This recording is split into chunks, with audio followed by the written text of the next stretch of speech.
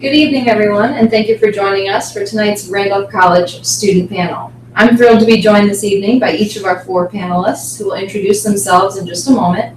But before I let them get started, I'd like to remind you of a few different ways that you can submit your questions to us this evening. I've included my cell phone number as a number to text if you'd like to submit your questions that way, or you can enter them into the Q&A function on the right side of your screen. Either way, I'll be sure that your questions get answered in the time allotted at the end. So without much further ado, Diana, please start us off.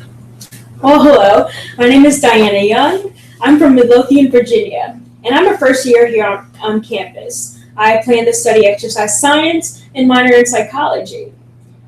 Well, Randolph was the last thing on my list as a senior in high school. But sure enough, one thing led to another, and I ended up on campus the following fall semester.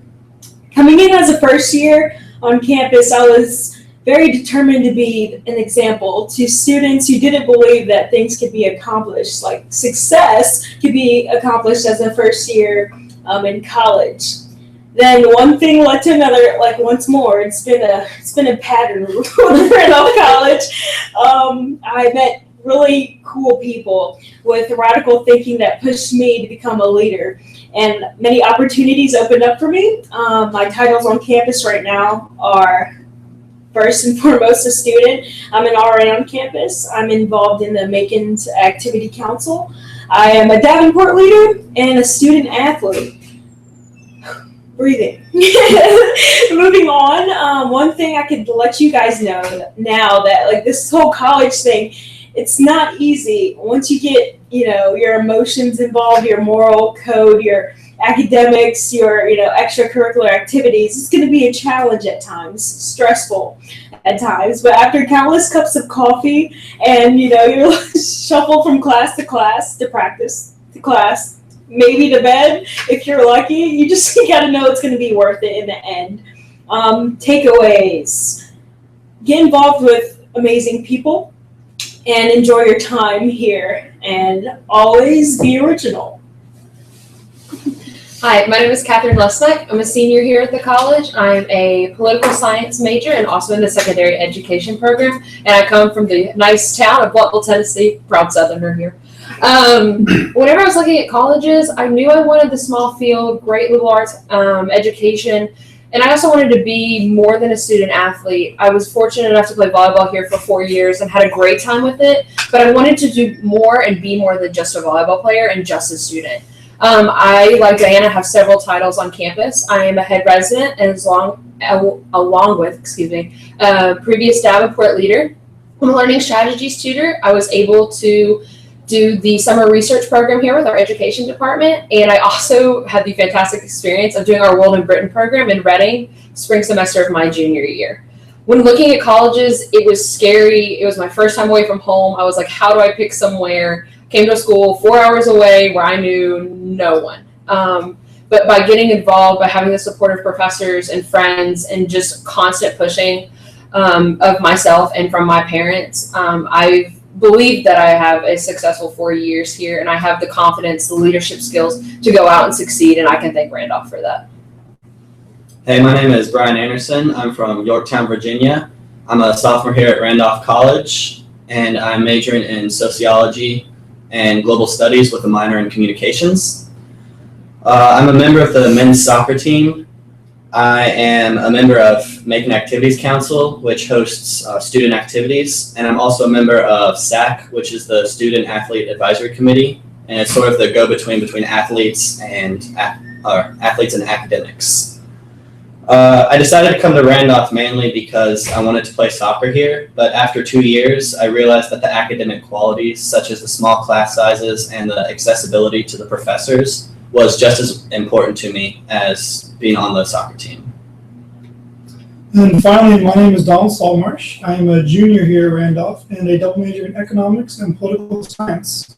I think I won the Away Award. I'm from Austin, Texas, so unlike the 4 hours of Catherine, I'm 21, so a little bit further, but also my connection to the school is I'm a triple legacy student. My mother and my grandmother came here, and so I've been hearing about this for a long time, but I didn't really decide that I wanted to come here until I actually visited the school and really just came to find a lot to like with its small size, small class sizes, and the ability to really get involved. I think that's another common theme of our group is that we're all really involved in things on campus, which I think is an important advantage to take when you're at a small liberal arts college. So I'm also really involved in stuff. I run cross country, and I'm a MAC coordinator along with these two for MAC. 3 of us have been Davenport leaders as well. I'm a student government senator. I'm involved in our school's Model UN teams. I write for the Sundial. I am on our ethics bowl team, and I'm also an academic tutor. So as you see, I'm involved in a lot. But so are we all. So that's one of the benefits of being able to be here at Randolph. Great. Well, thank you all for sharing a little bit about yourselves. We have gotten a few questions here in that time that you were speaking. So first of all, why don't you tell us a little bit about the Davenport Leadership Program? What is it that you've done with it? Can you tell us can we have an overarching view of sort of what it is and then maybe some of the major takeaways from it? Well, I had the Davenport Leadership I project in the Davenport Leadership Institute my sophomore year in the college. It was something that you see them your first visit on campus. They're your orientation. They're the first face you see that's like, hey, let me help you move into your dorm. Hey, let me help you with your scheduling, get you to your advisor, and whatever questions that you or your parents may have. So I got immediately really interested because I had such a great Davenport leader my first year, and so immediately wanted to get involved. You go through a summer training for 2 weeks where you learn how to work with different leadership styles, different conflict styles, and really learn how to communicate better with people overall. Then you spend a couple of days planning the training, planning orientation, saying, hey, what do first years want to know? What do we want to tell them about the college? What do we want to do to make them feel comfortable and let them transition into this home? I took away from it great communication skills, and it helped me transition to my role as a head resident. I am able to now handle much better. Oh wow, I can't speak today. I'm sorry. Better with conflict situations, along with just connecting with people that are much different than I am, or come from different regions or different countries. It just was a very eye-opening experience for me to have at a young age here at the college. Well, I guess I'll go next. I think Kat summed up a lot of the major points of it. First years will interact with Davenport leaders a lot while they're on campus. As she mentioned, that's going to be one of your first interactions. And if you're one of the students who comes to the summer orientation sessions, during those 2 weeks that we are training during the summer, one of the things we do is work with you all during the summer orientation sessions. So that's kind of your first taste of what it will be like during your fall orientation session when you come on campus. But my experience as Davenport leader was really good. I also did it in my sophomore year. I got a lot of leadership experience out of it, and I really enjoyed helping incoming students, incoming first years, figure out what they wanted to do and navigate their way around the social and academic life of Randolph. So I really enjoyed my opportunity to do that. Well, for me, I'm on the other side of things because I am just the first year coming in. So when I first got here, the experience of having students come up to you and say, hey, how are you doing, and actually care meant a lot to me personally. And to see that Randolph didn't really subjectify people to their age or their status of their, freshman, sophomore, junior, only upperclassmen could be leaders. There was sophomores, coming in here and, getting, personal with us and letting us know and getting down to that level that, hey, everything's going to be okay. Look, I survived. So that was really important to me to see that they were including everyone, not just upperclassmen. That really, stayed with me. So now I'm going to get involved and do the very same thing. How about you, Brian? The thing I remember most about Davenport program was that it wasn't just for orientation. I remember I was able to put the Davenport leader's number in my phone, and then just throughout the rest of the year, I could text them about anything or call them, and they would just help me get through any question I had. So they were really open throughout the entire year to help out new students and first years. So that was the most important thing to me. Good. So it sounds like in your experience, there's been a lot of support on campus for you, both that you've been able to give and that you've received and benefited from. That's good. Okay. Well, can you talk about what was the biggest adjustment? Let's take it back to when you were first coming in. What do you think was the biggest adjustment for you when you stepped on campus? Did you feel prepared academically? Did you feel prepared for the way things were going to be socially? Just kind of, what are your thoughts? Okay, coming on campus, the biggest adjustment for me had to be being on my own and trusting myself that I would make the right decisions. Because I have a lot of family and friends who came to college and didn't, do so hot. But once I got, acclimated to the college life and know in myself that I could make right decisions and be okay with that, the people here are so, open to your morals and they respect your morals. So if you come at them and say, hey, I'm not going to do this, and, you tell them why, they'll respect it and don't come back with it, with you again later. So that was the biggest adjustment for me, to make sure I was like, it's okay, I can make decisions and I can say no. So that was great. And the people here, I wasn't used to friendly people. That sounds horrible, but they're so friendly, and they smiled a little bit too much for me at first, but I've grown used to that. I think my biggest adjustment was definitely academics. I came from a high school where I didn't really have to study too much for tests. It was like one of those, I'll review for maybe an hour or two, like the night before, and that was about it.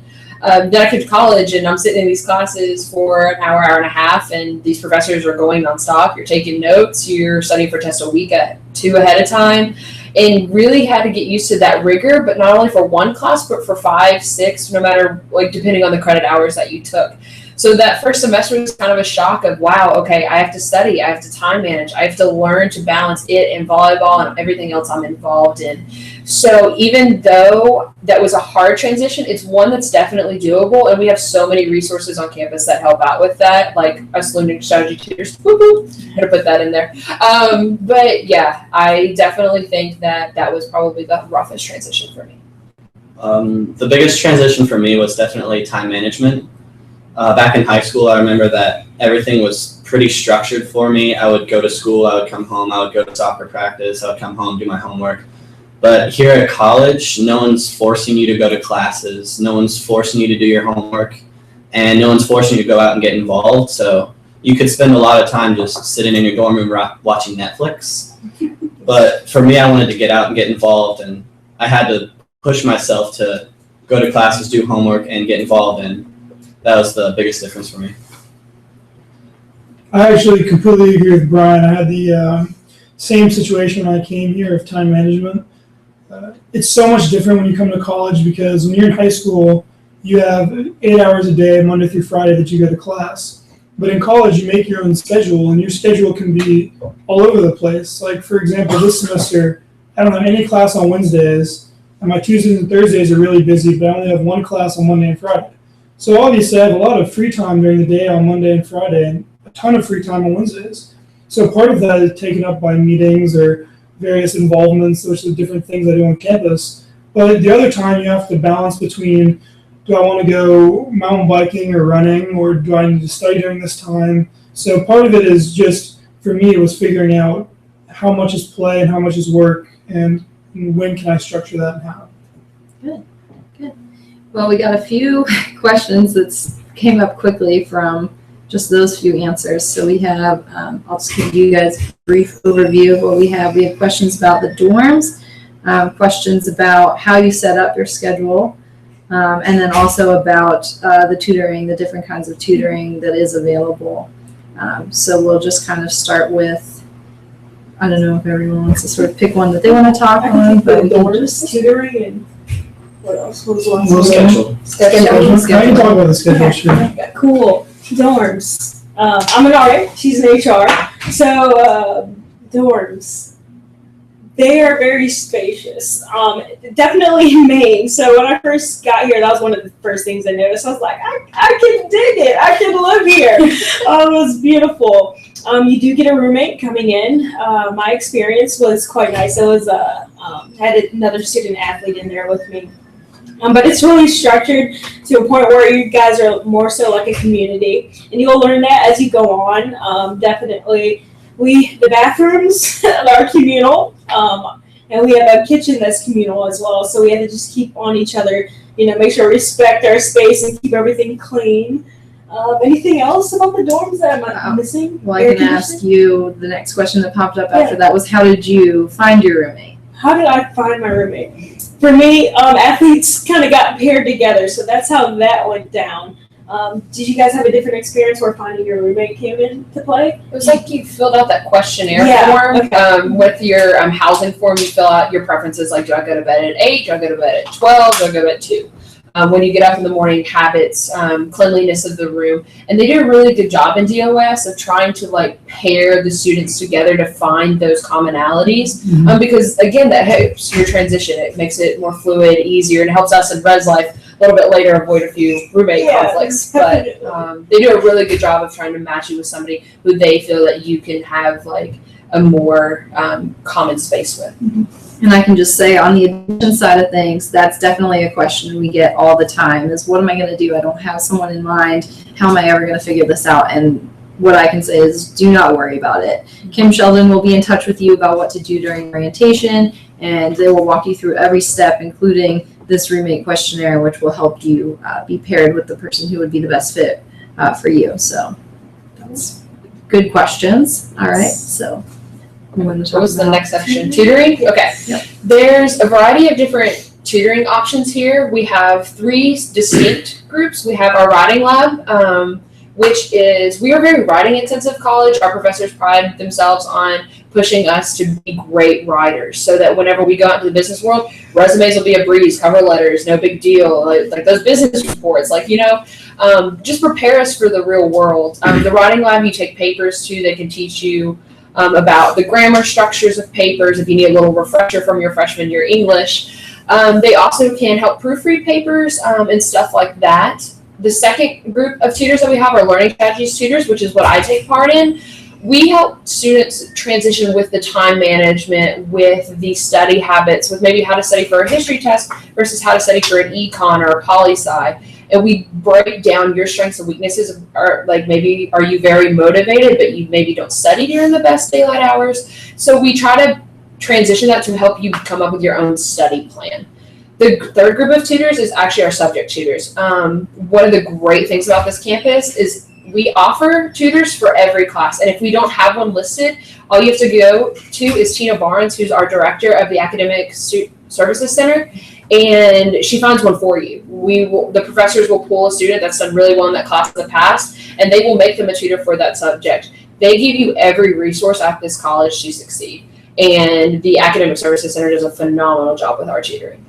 I just want to say one more thing about the tutoring. Here at Randolph, no one is embarrassed to go to a tutor. I would consider myself a pretty good writer, but I would still go to the writing lab to have them help me out with my papers. And even if you're an A student, they still go to tutors to get some help, just to push themselves a little bit harder. So there's no worries about going to tutors. Yeah, the tutoring programs here are definitely strong. But for the scheduling, I think there's a little bit different for first years when they're coming into the college, their fall semester. I believe that if I remember correctly, and our admissions expert here will be able to help me a little bit, but for the first years when they come in, they fill out forms of what they're interested in, and then they're assigned classes. So I was assigned my classes just like all the other first years, my fall semester, my first year, and I was really happy with what I got. I think most people are pretty happy with what they get. Usually you list a major you have in mind, and they'll try to give you 1 or 2 classes there. Like, for example, I was listed as an economics major or a possible economics major, and I was in macroeconomics for one of my first classes here, so that was really cool. But once you move on past your first semester, you actually make your own schedule. We have this thing called the Randolph Plan, which is a 4-year plan that you make with your academic advisor. And that basically outlines how you're going to complete your major requirements or your minor requirements or what have you with that, and then also complete your general education requirements. We have a number of general education requirements in all sorts of different things for intercultural competency and language and all sorts of different aspects. So part of it is working that out with your advisor, but after that, you can make the schedule as you like. And if you work your schedule well enough, then you can just take the classes you're interested in, along with fulfilling your requirements and fulfilling your major or minor obligations. Like, I mean, I'm a double major with a minor, and I've had no problems finishing all my gen eds and meeting all my requirements. So I'm not really trying to do that. Excellent. All right. And how would you describe sort of the culture of the school or the vibe that you get on campus, different things like that? The vibe that I get on school is that we're a really close-knit community. I walk down campus and I pretty much recognize every single face I see on campus. So that's a really cool thing about coming to a small community, a small campus, is that you get to know people on a different level than if you, say, went to a college with like 16,000 people. Definitely. Like I said when I first came, lots of smiles. So we're a pretty friendly community. No one's going to make you feel awkward if you walk up to their little group. They're going to welcome you just like family. Like Brian said, it's a pretty small campus, and it opens lots of doors to meet new people and get to know them a little more personally, rather than you going to D1 college and seeing a new face almost every day. Don't get me wrong, like I just met some girl today I've never seen before, but now I know her, you know. But so you get that occasionally. But it's definitely a great experience. I know we joked my freshman year coming in, which, you know, I'm the oldie out of this group. We joked that it's like our own little world, kind of behind the red brick wall. How to describe the culture is actually really difficult. I sat here and tried to think about it, and there's not a lot of words to describe it because it's like that homey feel, that community feel, and as cliche as that sounds, and as many other schools that feed that to you, there's really no other way to describe it other than the fact that every resource I need, every person that I need, everything that I could possibly want out of my college experience, I can stay behind this red brick wall. I have no need to actually step out behind it. Granted, I do for your occasional like Rivermont pizza run or rock climbing, biking, whatever. But it's such a home, and it is that for, I think, every student here. Yeah, I mean, I think that the culture of our campus is definitely very close-knit, as everyone's mentioned. I also think it's really diverse. We have a lot of students from all around the world, whether that be Asia or Europe or Latin America. So I think I personally have had a unique experience here too, being able to learn a lot about other cultures, along with interacting with lots of people from the United States that I'm already obviously familiar with. So I think that aspect of our campus is really cool too. So it's so close that you get to interact with different groups in a way you may not be able to otherwise at a large campus. Great. Excellent.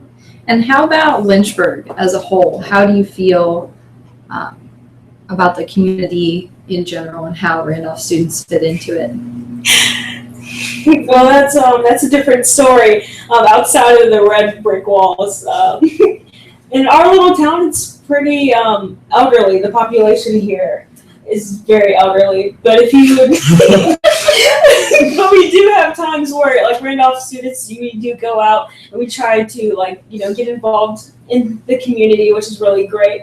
But most of our time, if we're going to be honest, we're going to be near Liberty Town, where lots going on there. They have lots of amenities, like there's a mall, there's a cinema, like lots of places to eat. I know Cookout is like a fan of the college students. Like, we're pulling an all-nighter and we need some food like at 1 o'clock. Yeah, Cookout. There, that's the place to go. But locally, yeah, it's pretty old town. It's very historic.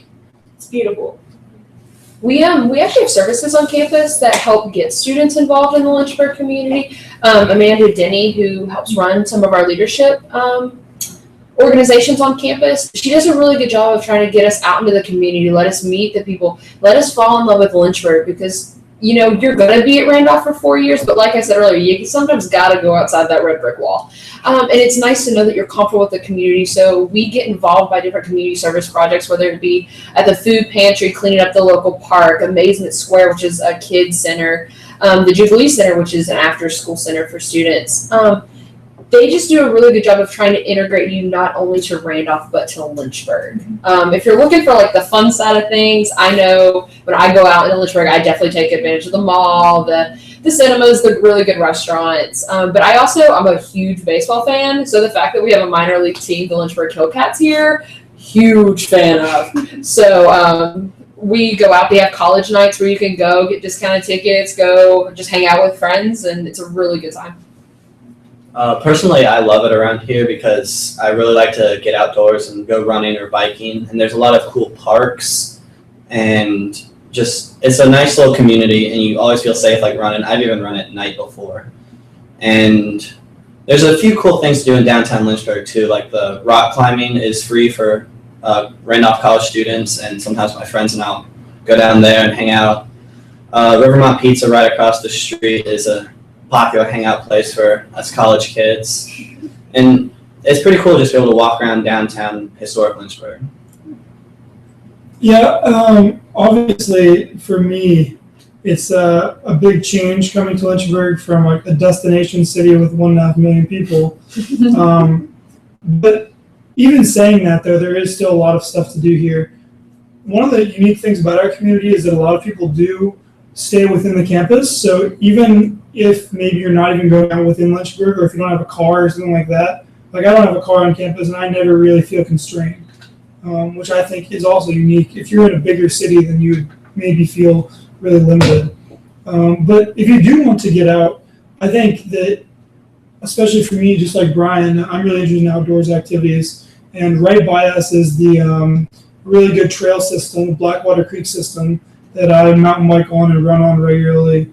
And I'm also the food critic for the Sundial, so I like eating. So I go to lots of restaurants around Lynchburg. There are a lot of good restaurants. Rivermont Pizza right across the street has great food, and Waterstone Pizza down the road, and lots of other good food. But also, about an hour away is the Blue Ridge Parkway, which is world famous for its amazing views and plethora of hiking trails and lots of activities around there. But also, we're only 4 hours from DC and 8 hours by train to New York. So if you want to go to the big city experience, that's also easily accessible. I'm going to have to take this opportunity to just pause. When you have such a great group of individuals who come together, as you've heard from your experiences, they're all really involved in a lot of different things. So we are going to have to say goodbye to one of our panelists for now. Diana is going to scoot, and you will have the chance to speak with the rest of us here for just a few more minutes. All right, so we'll all say goodbye. Diana. See you later.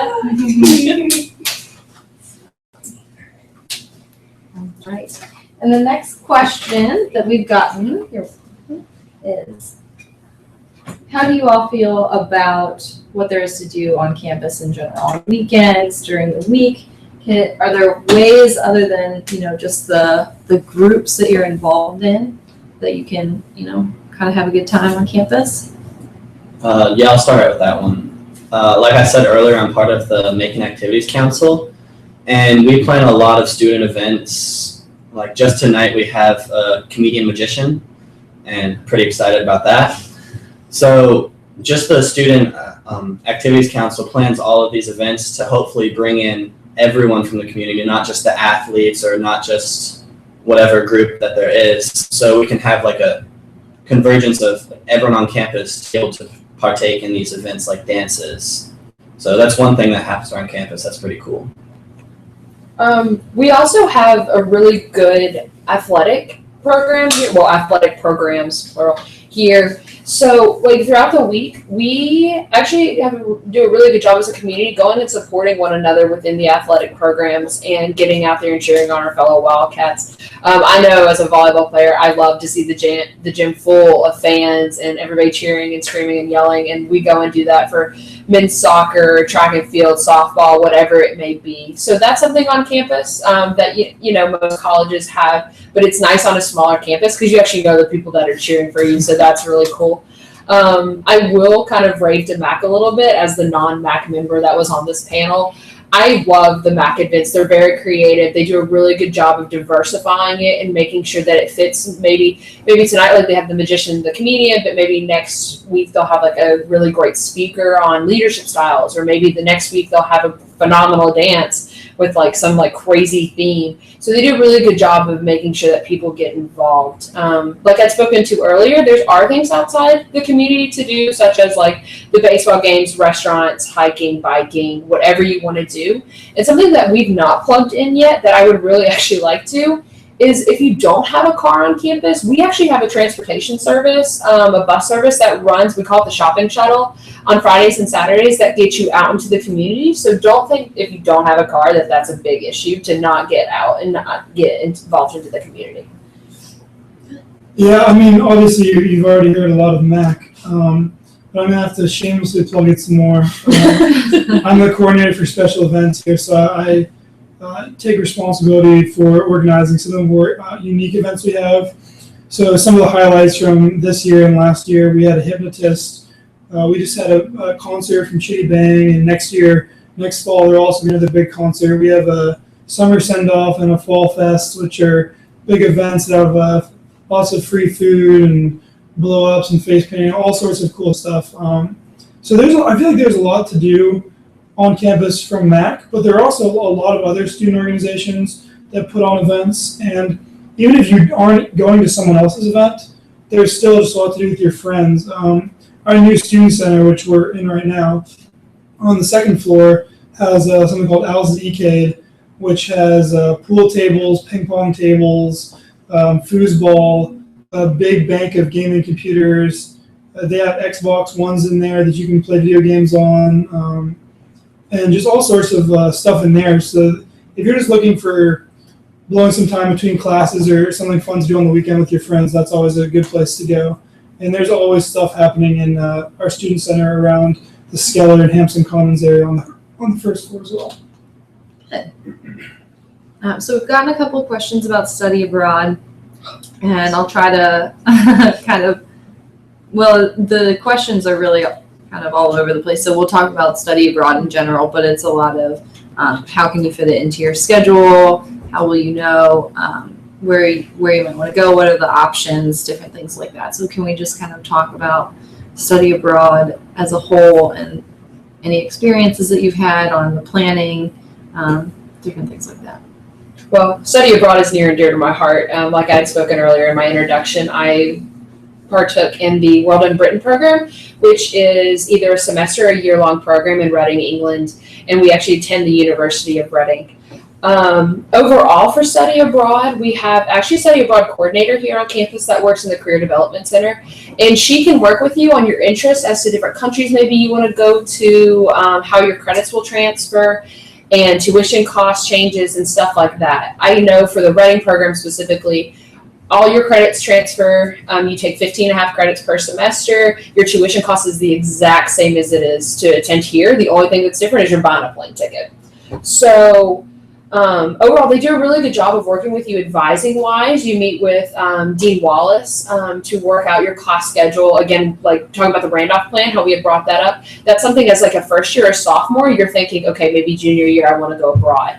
So then you go and you meet with her and you're like, okay, Dean Wallace, how do I work this in with my classes? What classes can I take over there to count for credits here for gen eds and for major and minor requirements? I was able to go to Reading and I took 4 gen ed classes and 2 major classes and got those out of the way, and they all transferred here like a normal class. They do a really good job of making sure that you don't fall behind because they do want you to take advantage of such a fantastic experience. For me, fitting it into my schedule was always going to be a problem because I'm an athlete who has 2 seasons pretty much, and I didn't think I was going to be able to study abroad. But this summer, there was a class opportunity for going to Spain and Morocco, and I jumped on that because it was for my minor. And that's one thing is you don't have to do an entire year or a semester to study abroad. Like I'm just taking 1 class this summer, which is about 3 weeks long. And that's just giving me a chance to go and take some credits overseas without interfering with my athletic seasons. I guess I can't speak to this directly, but I know a lot of people around campus who are either going abroad or have gone abroad. And I know that we have a lot of opportunities here. Our flagship is, as Kat mentioned, the World in Britain program in Reading, England. And I have a lot of friends who are personally there right now or have been there. And I know that's a great experience. I considered doing it myself, but ended up not because of the involvement I have that I would have to end if I went there. But I would definitely encourage people to look at that option. The Britain program is a really cool one that we offer. We also have a program in Spain. I know some people went to Rome, Ireland, Denmark, Scotland, all over. And I think we even have some sort of program with Semester at Sea as well. So there are a lot of opportunities if you're interested in studying abroad. And I definitely think that if that's something you're really interested in, that our Career Development Center will be happy to work with you on that one. So all I've heard from those are good experiences. Great.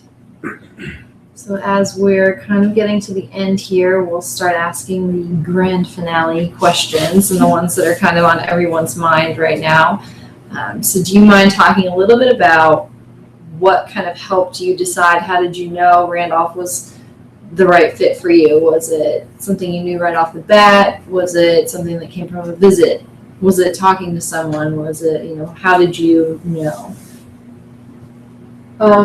For me personally, I fell in love with the campus immediately on my visit. It was a beautiful campus. But I also visited, a lot of other beautiful campuses.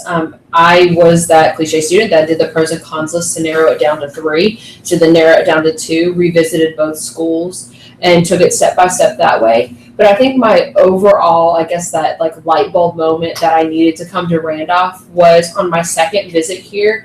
And I actually had one professor. I was sitting in the dining hall with my parents, and I had a professor and a couple students come and sit with me, and they were like, "Hey, so we hear you're a prospective student. What do you like about Randolph? Do you have questions for us?" I mean, these people were out of nowhere, just saw me sitting there with my parents, kind of saw, my awkwardness, as a high school senior at the time, no offense. But it was just the fact that they cared and they wanted to know me and wanted to see me here. They wanted to see me as a fellow classmate, sister class, fellow Wildcat. And that meant a lot to me, just personally, to have that acceptance already before even, committing to come to the school. For me, I came on an athletic recruiting visit, and the fact that the soccer team took me in as a senior in high school, and they didn't really treat me like a senior in high school. They treated me like I was already part of their family, and that was the soccer team was just a microcosm of what Randolph is about. It wasn't just the soccer team treating me like a family. It was pretty much everyone I met would smile, ask me if I needed anything. They were willing to show me around, and that's just been the big reason why I came. I applied to a lot of schools, accepted to a lot of schools, and so I think that when you have options, it really comes down to looking at really individualistic aspects of the schools. And I came from a 2,400 person high school. It was one of the top high schools in the United States. And I think that I felt really lost at that school. I had 650 people in my graduating class, which is just a little bit smaller than our entire school here. And while that seemed kind of crazy to say, I was looking for a smaller and more individual experience. I had already been with the larger classes and been with tons of people in the halls that I didn't know. I mean, to me, it was crazy that I sat there for graduation my senior year of high school and didn't know half the names that were being said. And I didn't want that to happen again, which was, instead of going with some of the larger schools and mid-sized schools I looked at, I ended up at Randolph. Obviously, I had a connection to Randolph, too, with the legacy. But that was really the deciding factor for me, was the really small class sizes. And I sat in on a class over the summer when I came here with a professor, and it was actually in a class. There was a student researcher doing summer research for the summer research program we have, and I really thought the interaction was really cool, and that the focus on that student's individual interests was cool, and so that was kind of my deciding factor, was being able to have that really personal interaction with professors and other students, and really know other people on campus, as well as your administrators and your staff. So, great. Sounds like you all had very different reasons, but they all meant a lot to you. That's really good to hear. All right. And for our final piece here, is there anything that you would like to share with our prospective students? Any tips, any pointers, any well wishes? Can be Anything that you think might be particularly helpful or that you wish you would have known when you were making this decision? I would probably have to kind of feed off of what Donald just said. Your college experience needs to be for you as an individual. You don't need to go to a college where you're like, okay, well, maybe do I fit here? You need to look at your options of, okay, like, I like this stuff. This is going to help me in my future career goals, my future life goals, be the person I want to be. This is one of the times in life where you get to be a selfish person and you get to be like, you know what, I'm going to do this for me because I want to do it for me.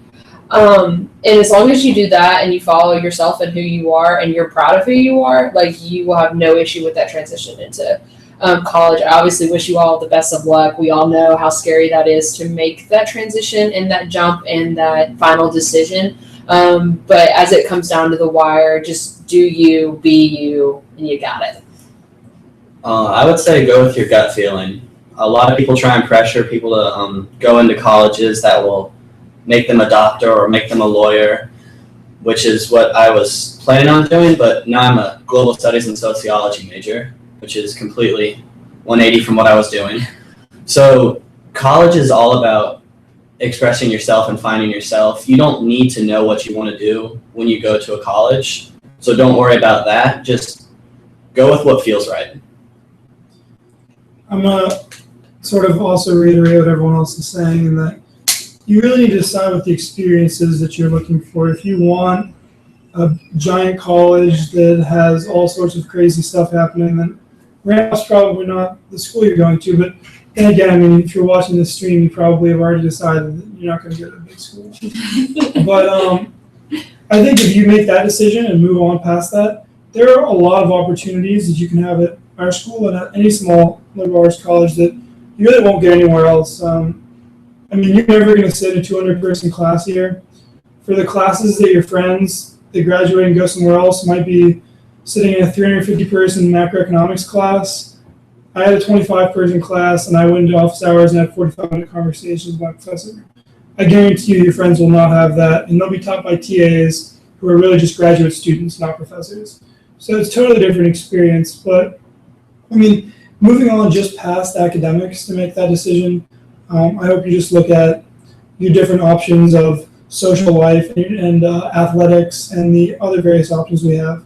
You can really get involved at a small school, and so yeah, I would just consider what you really want to look for in a school. Great. All right. Well, I can't thank you all enough for making this possible, and our viewers as well. I hope there were some helpful takeaways. Thank you for the great questions that allowed us to find out even better sides of these folks that you've seen in front of you.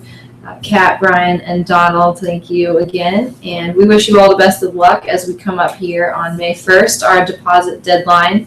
I encourage you, if you do have any questions or if you would like to reach out to any of these panelists, I can absolutely put you in touch. Please feel free to reach out to myself or your individual admissions counselor, and we'd be more than happy to connect you with either them or a professor who you would like to hear more from. Thank you again for joining us, and have a wonderful evening.